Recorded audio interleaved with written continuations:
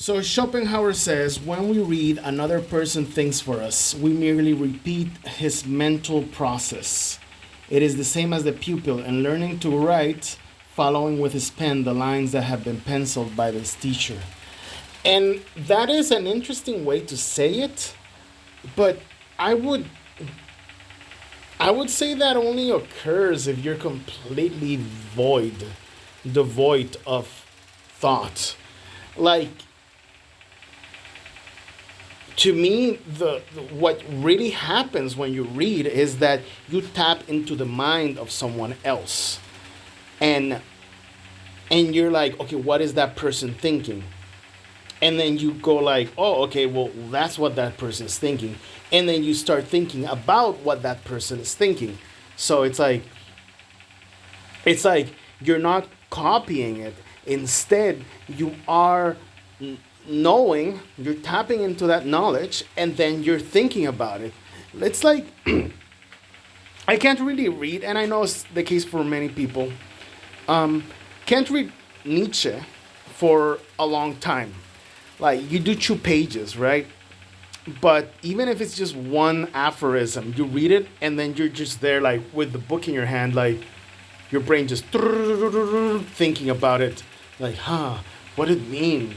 This and that, and is this true? Is this not true?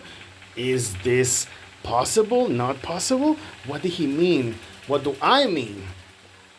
You think a lot. You just read one aphorism and bam, your brain just starts. That's why I love reading Nietzsche. And why I've never finished reading Nietzsche. Because the moment I read just one aphorism of him, my brain just like, is this true? Is this not true? Like the one that I remember, I always remember it because it blew my mind was the one where he talked about the Buddha, how the Buddha was sitting in front of a fire, and behind him there was a shadow. His shadow just got like for sitting for so long in front of the fire, the shadow was like the behind him the wall of the cave got an etching of his shadow.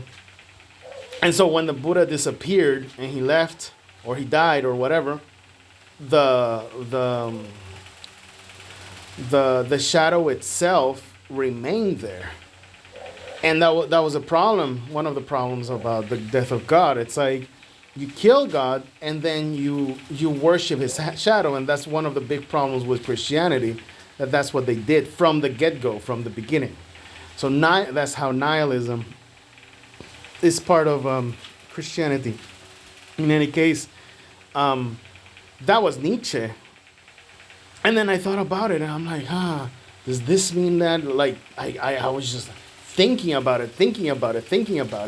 It's kind of like when, those lights that you buy at the 99-cent store that are manually powered. So when you buy it, you have to go like this for it to light up.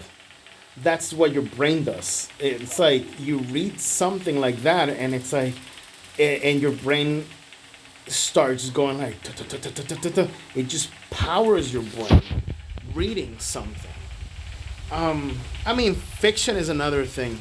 I guess he is more like that, talking about literature or fiction, where you're just like following up a story and really not thinking about it. You just go along for the ride. But that happens with everything. You ever had a conversation with a Japanese man?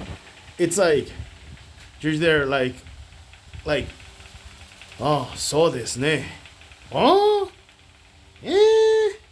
so desu ne. Hi. Oh, and it's like you're sort of you're just in it for the ride.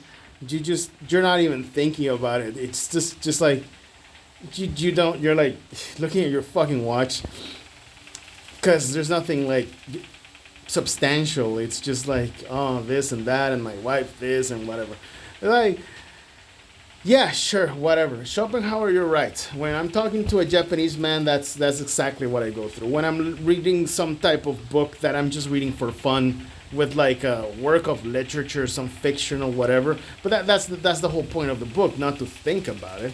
But if you read something like philosophical or thoughts of a friend, even you have to train yourself in the very least to think about it, think about what you're reading and consider it and have it like that. That's just lack of training yourself.